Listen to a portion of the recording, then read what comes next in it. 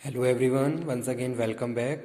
Student, आज हम बात करेंगे एडवर्टाइजिंग मैनेजमेंट में इम्पॉर्टेंस ऑफ ब्रांड। ठीक है, यानी कि इसके क्या क्या एडवांटेजेस हैं और कौन कौन सी पार्टीज़ हैं जिनको इसके अलग अलग एडवांटेजेस हैं। तो इस तरीके से हम डिस्कस करेंगे हमारा आज का टॉपिक इम्पॉर्टेंस ऑफ ब्रांडिंग। ठीक है, तो यहाँ पे लिखा हुआ है फॉर प्रोड्यूसर, प्रोड्यूसर को क्या क्या एडवांटेज है ब्रांड का। फॉर मिडलमैन, मिडलमैन को कौन कौन से एडवांटेजेस हैं। और फॉर कंज्यूमर। तो वन बाय वन हम ये पॉइंट डिस्कस करेंगे। So let's start importance of brand. ठीक है, तो यहाँ पे हम बात कर रहे हैं किसकी। सबसे पहले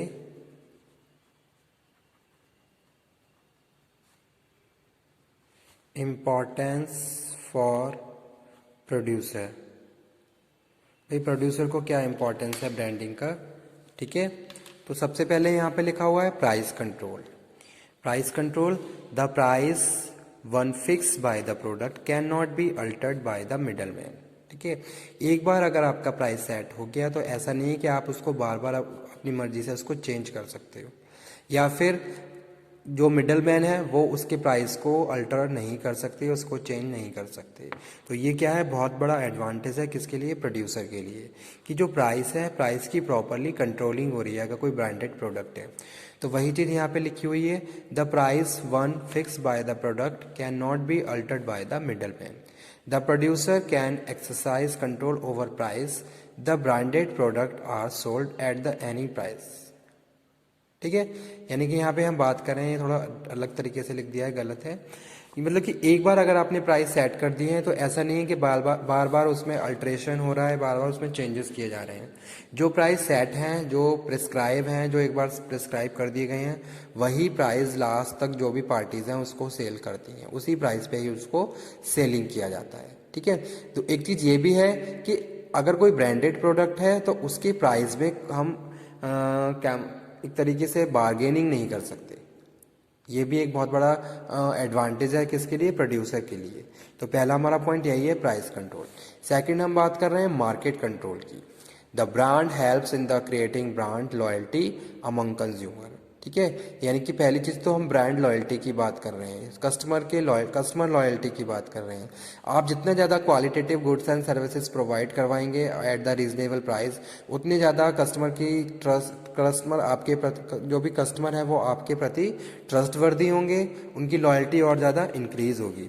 therefore us product used and liked by a consumer will be repeatedly complete by him, so the producer can ensure the market share. ठीक है, और इस तरीके से अगर हम बार बार एक प्रोडक्ट को बार बार यूज़ कर रहे हैं तो इस तरीके से हमारा मार्केट शेयर और ज़्यादा बढ़ रहा है।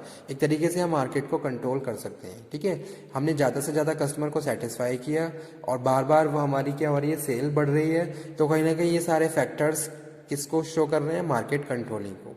ठीक है, तो एक तरीके से जो ब्रांडेड प्रोडक्ट है वहाँ पे हम क्या कर सकते हैं, मार्केट को कंट्रोल कर सकते हैं। यानी कि एक तरीके से भाई कस्टमर के लिए हम क्या है, पॉजिटिव फीडबैक आ रहा है हमारा कस्टमर का हमारे प्रति।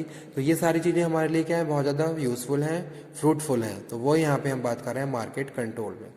उसके बाद जो नेक्स्ट इंपॉर्टेंस है प्रोड्यूसर के लिए वो क्या है, डेवलपमेंट ऑफ मार्केट। यानी कि क्या है, मार्केट का डेवलपमेंट हो रहा है, means to say varieties of goods and services are available. इस तरीके से क्या है, डेवलप मार्केट और ज़्यादा जल्द से जल्द, मतलब कि जल्दी जल्दी और ज़्यादा डेवलप हो रही है। Innovative goods and services market में आते जा रहे हैं और ज़्यादा उसका एक्सपेंडिशन होता जा रहा है। Producer can develop market for their product with the help of advertisement and sales promotion. Okay, next है easy to identify the product. It is very important and most valuable point, easy to identify the product. Use of rent is very helpful in the identification of product.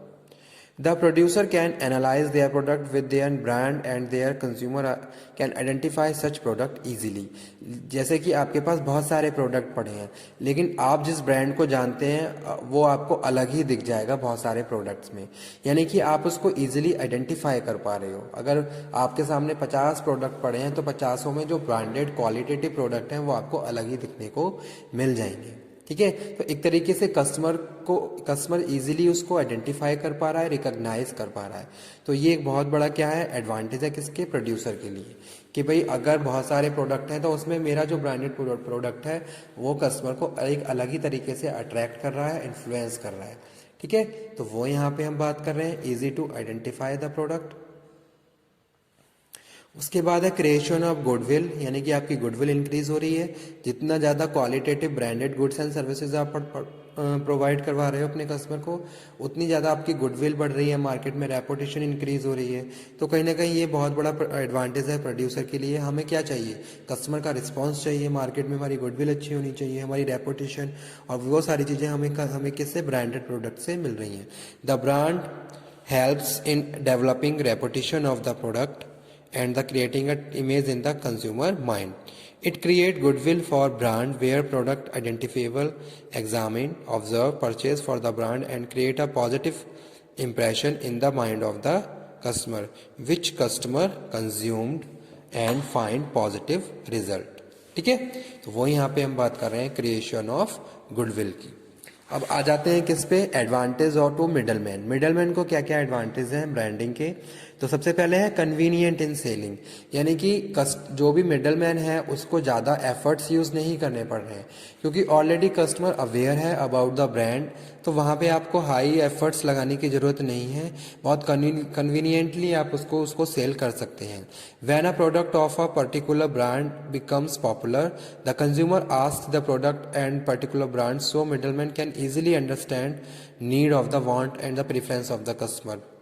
A middleman can sell a product of a particular popular brand very easily where demand of the particular brand is very high. The seller enterprise also increase because of the market, so such product already exist. ठीक है, market में product already exist है, आपको क्या करना है, बस just selling करनी है। आपको प्रॉपर कोई कम्युनिकेशन नहीं करना है, एक एक्सप्लेनेशन नहीं देना है, परसुएड नहीं करना है, मोटिवेट नहीं करना है, बस इजीली आप प्रोडक्ट को सेल कर सकते हो। कस्टमर ऑलरेडी नोन है, पहले से ही पता है उसको प्रोडक्ट के बारे में, ब्रांड के बारे में, बस वो आपसे वो प्रोडक्ट मांग रहा है और आपको वो प्रोडक्ट प्रोवाइड करवाना है। ठीक है, तो बहुत कन्वीनियंसी हो गई है सेलिंग में, किससे, ब्रांडिंग के थ्रू। तो वही चीज़ यहाँ पे हम बात कर रहे हैं, advantage to middleman, convenient in selling. Next है लेस रिस्क, यानी कि रिस्क क्या है, बहुत कम है। मार्केट में ऑलरेडी डिमांड है, डिमांड के हिसाब से आप प्रोड्यूस कर रहे हो। तो अगर आप डिमांड के हिसाब से प्रोड्यूस कर रहे हो तो आपकी सेलिंग प्रॉपर है, कोई वेस्टेज नहीं है, यानी कि रिस्क क्या है, बहुत ज़्यादा कम है। As the demand of the product already exists in the market, the middlemen have not risk to keeping the stock of the product. अगर आप स्टॉक भी रख रहे हो तो मिडलमैन को कोई भी, एक तरीके से हम बात कर रहे हैं, कोई भी रिस्क नहीं है, क्योंकि ऑलरेडी डिमांड मार्केट में है। जैसे कि क्या होता है, कुछ मिडलमैन है बहुत सारा स्टॉक इकट्ठा कर लेते हैं, तो अगर स्टॉक इकट्ठा कर रहे हो तो कोई रिस्क वाली बात नहीं है कि आपका स्टॉक आपको लग रहा है कि नहीं बिकेगा या वो हमारा स्टॉक बेकार जाएगा, नहीं, उसकी डिमांड मार्केट में ऑलरेडी एग्जिस्ट कर रही है, तो आप स्टॉक इकट्ठा कर सकते हो और उसको टाइम टू टाइम सेल कर सकते हो। तो यानी कि स्टॉक इकट्ठा करने में हमारे पास लेस रिस्क है ठीक है, तो ये भी एक एडवांटेज है किसको, मिडलमैन को। नेक्स्ट बात कर रहे हैं, no need of advertising and sales promotion. तो जो मिडलमैन है उसको कोई भी जरूरत नहीं है कि वो अगेन एडवर्टाइजिंग करे, सेल्स प्रमोशन करे या कोई प्रमोशन टेक्निक यूज करे selling of product and services, क्योंकि ऑलरेडी पहले से ही डन है। बस आपको क्या करना है, कस्टमर को वो बस प्रोडक्ट प्रोवाइड करवाना है। तो वही चीज यहाँ पे लिखी हुई है, as the demand of a famous brand already exist in the market, the customer asks the product and brand name, there is no need for middleman to advertise, कोई एडवर्टाइजिंग की जरूरत नहीं है। सच product market sell technique need to little expenditure. ठीक है, यानी कि आपको कोई भी एडवर्टाइजिंग पे कोई भी कॉस्ट बेयर करने की जरूरत नहीं है। आपको बस सिंपली उस प्रोडक्ट को कन्वीनियंसी के साथ अपने कस्टमर को सेल करना है। ठीक है, और डिमांड ऑलरेडी मार्केट में एग्जिस्ट है, आपको कोई जरूरत नहीं है डिमांड को क्रिएट करने की या फिर कुछ एक्स्ट्रा एफर्ट यूज करने की। उसके बाद जो नेक्स्ट एडवांटेज है मिडलमैन के लिए वो है एनहांसमेंट ऑफ गुडविल। आपकी गुडविल बढ़ रही है with the popularity of the product, goodwill of seller also increase, यानी कि सेलर की गुडविल भी बढ़ती है। जैसे कि गुडविल भी बढ़ती है, जैसे कि एक स्मॉल एरिया की बात करें, वहाँ पे वो ब्रांडेड प्रोडक्ट बेचा जाता है, तो उस जो भी सेलर है उसकी गुडविल भी बनी हुई है वहाँ पे कि वो इतना ब्रांडेड प्रोडक्ट बेच रहा है, ठीक है। उसके बाद increase on profit, means to say the goodwill of the business and the product increase, demand of the product increase, the profit of the firm will also increase। Okay तो इस तरीके से हमें क्या होगा, कंटिन्यू प्रॉफिट होता रहेगा। तो ये क्या है, एक एडवांटेज है किसके, मिडलमैन के लिए। इंपॉर्टेंस ऑफ कंज्यूमर एग्जाम के पॉइंट ऑफ व्यू से भी इंपॉर्टेंट है, तो ये टॉपिक हम अपने नेक्स्ट लेक्चर में डिस्कस करेंगे। इसमें हम बात करेंगे purchase conveniency, faith in quality, protection to customer, good packaging और इजी आइडेंटिफिकेशन। तो स्टूडेंट अगर मैं इस टॉपिक की बात करूं तो ये टॉपिक एग्ज़ाम के पॉइंट ऑफ व्यू से मोस्ट मोस्ट मोस्ट इम्पॉर्टेंट है। तो आप इसको हाईलाइट कर लीजिए, इसको नोट डाउन कर लीजिए, ठीक है। इंडिविजुअली क्वेश्चन भी पूछे गए हैं कि भाई ब्रांड का क्या इंपॉर्टेंस है प्रोड्यूसर के लिए या मिडलमैन के लिए, कस्टमर के लिए तो कई बार, कंज्यूमर के लिए तो मैनी टाइम, मतलब कि बार बार ये टॉपिक पूछा गया है। तो इस टॉपिक को आप बहुत अच्छे से कवर कर लीजिए, ठीक है। किसी भी पॉइंट में फॉर मिडलमैन या फॉर प्रोड्यूसर कोई प्रॉब्लम है तो आप द्वारा डिस्कस कर सकते हैं। फॉर प्रोड्यूसर कौन कौन से एडवांटेज हैं, प्राइस कंट्रोल कर सकते हैं, मार्केट को कंट्रोल कर सकते हैं, यानी कि एक तरीके से अपने कॉम्पिटिटर्स को प्रॉपरली आप फेस कर सकते हो, ठीक है, उनको compete कर सकते हो। डेवलपमेंट ऑफ मार्केट का डेवलपमेंट हो रहा है इस तरीके से, varieties of goods and services आते जा रहे हैं। Easy to identify the product को हम इजीली आइडेंटिफाई कर सकते हैं और गुडविल बढ़ रही है। मिडलमैन के लिए क्या क्या एडवांटेज है, कन्वीनियंस इन सेलिंग, यानी कि बेचने में कोई भी हमें ज़्यादा एफर्ट यूज़ नहीं करने पड़े, ज़्यादा मेंटल और फिजिकल एफर्ट नहीं लगाने पड़ रहे हैं। लेस रिस्क है हमारे पास, ऑलरेडी मार्केट में डिमांड एग्जिस्ट कर रही है तो हमारे पास लेस रिस्क है, हम स्टॉक इकट्ठा कर सकते हैं। No need of advertising, promotion की कोई ज़रूरत नहीं है। आप क्या हैं, बस सिंपली आपको प्रोडक्ट बेचना है, तो वो यहाँ पे हम बात कर रहे हैं। एनहांसमेंट ऑफ गुडविल आपकी बढ़ रही है और इंक्रीज प्रॉफिट, और आपको प्रॉफिट हो रहा है।